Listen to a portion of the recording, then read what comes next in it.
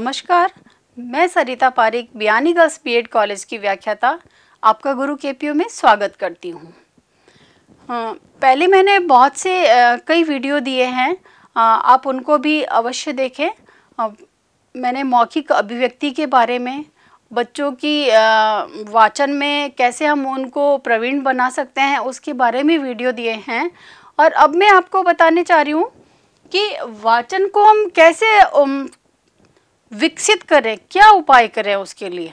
यानी मौखिक अभिव्यक्ति बढ़ाने के लिए हम कौन कौन सी विधियां यूज कर सकते हैं, वाचन को विकसित करने के लिए कौन सी विधियां यूज कर सकते हैं, इन सब के बारे में मैंने आपको पहले बताया है। और अब मैं आपको बताने जा रही हूँ कि वाचन को विकसित करने में हम क्या उपाय कर सकते हैं, कौन से प्रयत्न कर सकते हैं जिससे कि हम बच्चों की वाचन की क्षमता को अच्छा बना सकें। हालांकि बच्चों को वाचन करना बहुत अच्छा लगता है। क्लास में अगर बच्चों को हम खड़ा करके पढ़ाते हैं तो उनको बहुत अच्छा लगता है, तो उनको हमें मोटिवेट करना चाहिए इस चीज़ के लिए। लेकिन उनके लिए हमें खास क्या प्रयास करने चाहिए, मैं आपको वो बताने जा रही हूँ। पहला है कि बाल साहित्य की व्यवस्था करना।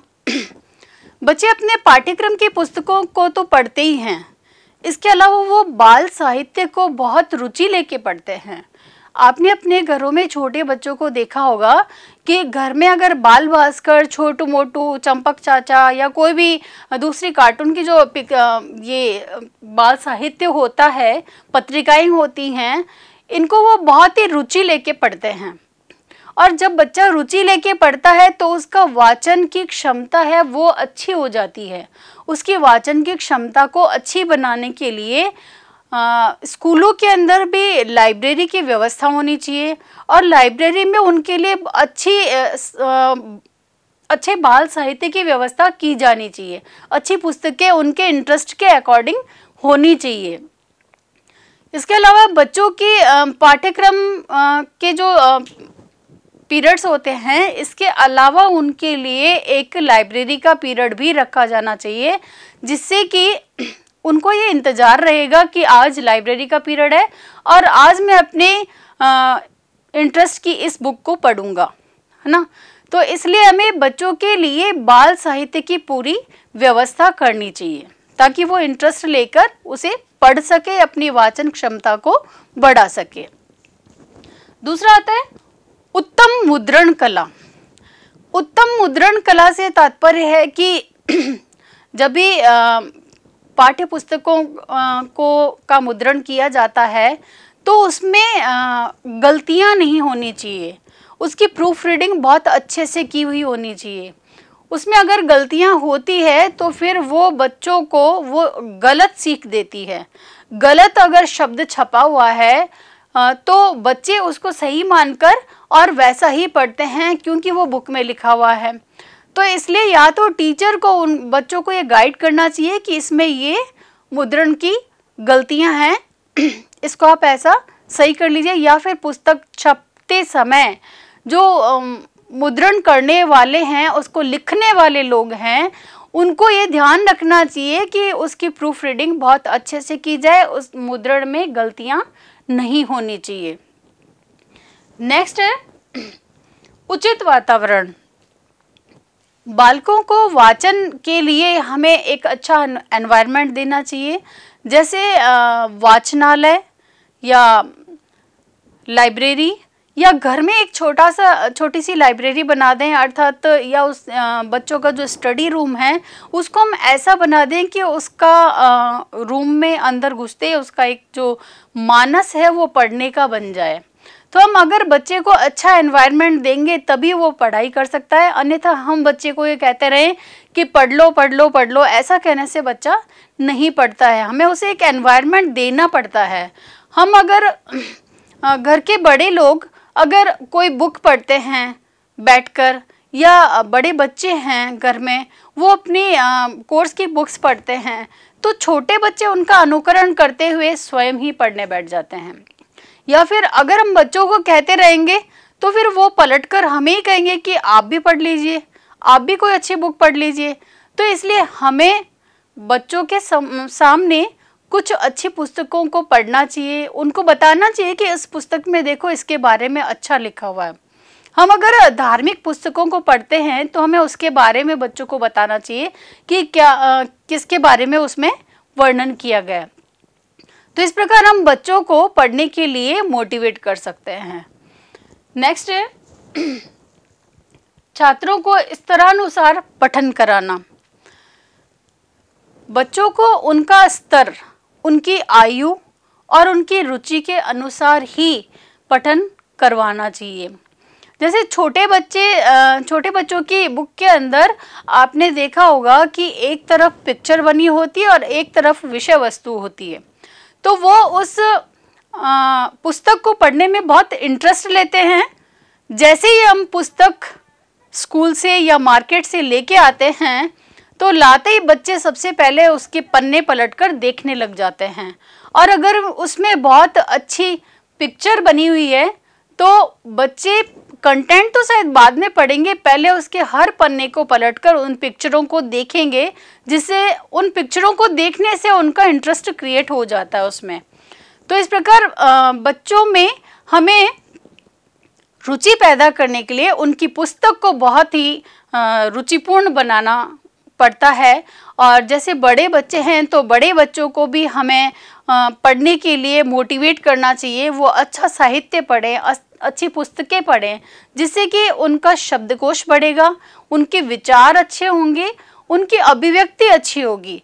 क्योंकि व्यक्ति के पास जितना अच्छा ज्ञान होता है वो उतना ही अच्छा बोल सकता है, उसकी अभिव्यक्ति उतनी ही अच्छी होती है। इसलिए हमें बच्चों को स्तर के अनुसार पढ़ने के लिए मोटिवेट करना चाहिए। नेक्स्ट है मौन वाचन कराना। मौन वाचन कराना बहुत ही इम्पोर्टेंट होता है। क्यों होता है? क्योंकि आपने देखा होगा कि क्लास में अगर हम बच्चों को खड़ा करके पढ़ाते हैं तो बच्चे बहुत उत्सुकता के साथ पढ़ते हैं, और टीचर के द्वारा जब आदर्श वाचन किया जाता है तो शायद कुछ बच्चे उसको ध्यान से सुनते हैं और कुछ बच्चे उसको बिल्कुल भी ध्यान नहीं देते हैं। ऐसे में बच्चों से हमें अनुकरण वाचन करवाया जाना चाहिए। बीच में टीचर पढ़ रहा है और पढ़ते पढ़ते बीच में बच्चे को खड़ा करके पूछे कि अब मैं कहाँ पढ़ रहा हूँ, आप बताओ, तो तुरंत पूरी क्लास अलर्ट हो जाती है। और बच्चों से हम अगर अनुकरण वाचन करवाते हैं तो वो अलर्ट होके बैठ जाते हैं कि शायद पता नहीं किसका नंबर आ जाए। इसके पश्चात हमें बच्चों को मौन वाचन करने के लिए भी प्रेरित करना चाहिए, क्योंकि अगर बच्चे मौन वाचन करते हैं तो उनकी एकाग्र क्षमता बढ़ती है, एकाग्रचित्त होकर वो पढ़ते हैं। आपने देखा होगा कि बच्चे अगर पूरी साल पूरा कोर्स पढ़ लेते हैं तब शायद उनको इतना जल्दी याद नहीं होता है जितना कि एग्ज़ाम के दिनों में। आप देखो कि आप कई बच्चे ऐसे होते हैं, बड़े बच्चे जिनको कि समय नहीं मिलता है, उनकी कोई मजबूरी होती है, कोई काम कर रहा है, कोई नौकरी कर रहा है, या उनको 1 महीने के अंदर या 2 महीने के अंदर पढ़कर ही अपना पेपर देना होता है, क्योंकि उनको एक डिग्री लेनी है। तो ऐसे में वो 1 महीने के अंदर ही पूरे कोर्स को पढ़कर और डिग्री प्राप्त कर लेते हैं। उसका रीज़न क्या होता है कि वो उस 1 महीने में ही इतने ज़्यादा एकाग्रचित्त होकर पढ़ते हैं कि वो अपने कोर्स को पूरा कर लेते हैं और अपना लक्ष्य हासिल कर लेते हैं।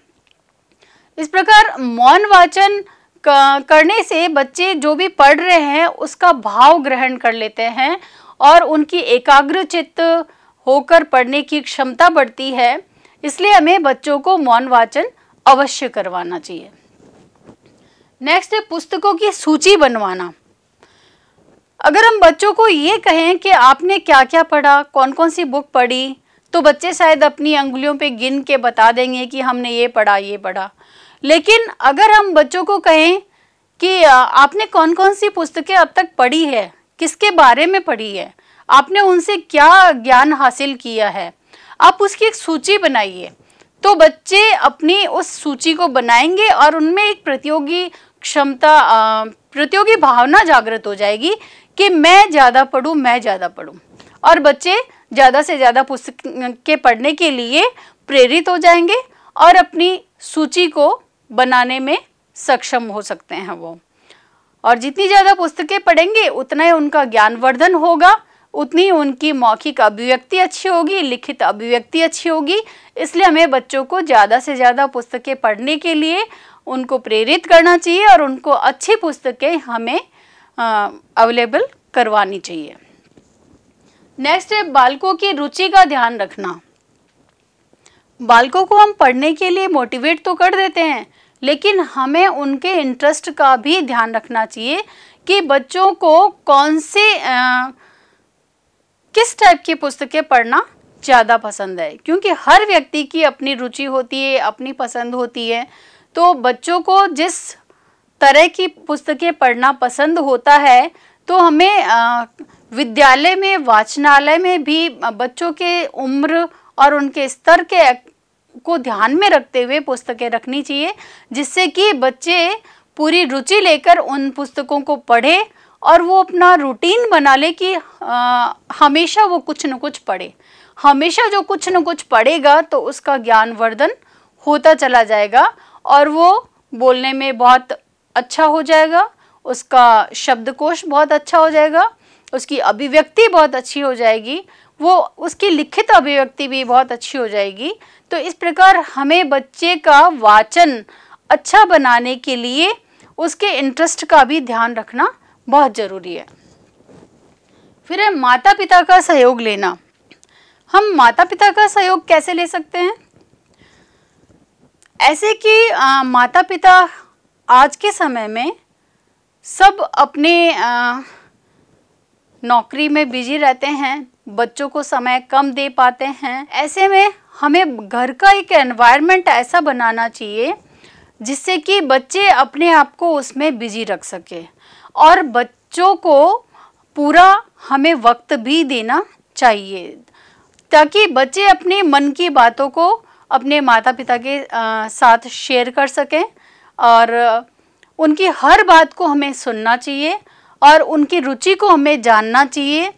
कई लोग ऐसे होते हैं जो कि अपने काम में इतने ज़्यादा बिजी रहते हैं कि वे अपने बच्चों को समय नहीं दे पाते हैं, उनके इंटरेस्ट को नहीं जान पाते हैं, वे कैसे रहना, कैसे खाना और किसका अनुकरण कर रहे हैं, उनकी फ्रेंड सर्किल कैसे हैं, ये सब हमें जानना चाहिए।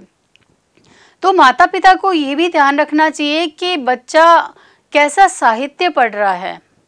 बच्चा आजकल हम देखते हैं कि बच्चे सिर्फ मोबाइल के अंदर ही बुक्स है वो पढ़ लेते हैं या उसके अंदर ही अपना नॉलेज है वो अपडेट करते रहते हैं।